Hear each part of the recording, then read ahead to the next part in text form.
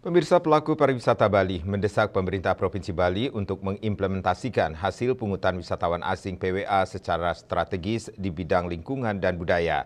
Implementasi hasil PWA harus dilakukan untuk pengolahan sampah, program penyelamatan serta pemulihan air dan program strategis lainnya. Ketua IHGMA Bali Yogaiswara meminta agar hasil PWA diumumkan ke publik sebagai bentuk tanggung jawab moral dan transparansi. Yoga menambahkan program strategis ini sebagai bentuk tanggung jawab kepada wisatawan serta menjadi storytelling yang positif dalam menjaga kepercayaan wisatawan.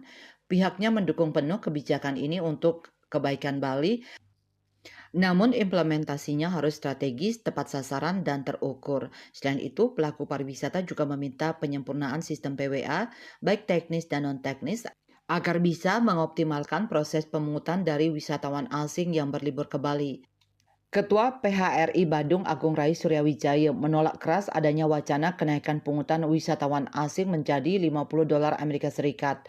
Menurutnya, Bali bukan destinasi hanya untuk wisatawan high-end.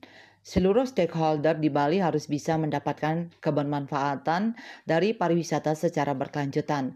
Fokus bersama adalah memperbaiki sistem yang ada saat ini serta mengimplementasikan penggunaan dana dengan tepat sasaran, jika perlu berikan upah pungut bagi stakeholder pariwisata, baik hotel, travel agent, guide, dan juga objek serta destinasi wisata.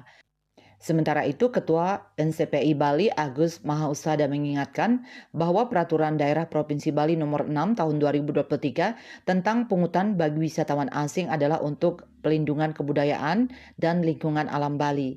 Seyogianya diimplementasikan sesuai dengan tujuan dari Perda tersebut dan disampaikan secara terbuka kepada masyarakat dan wisatawan dengan itikat baik dan transparan.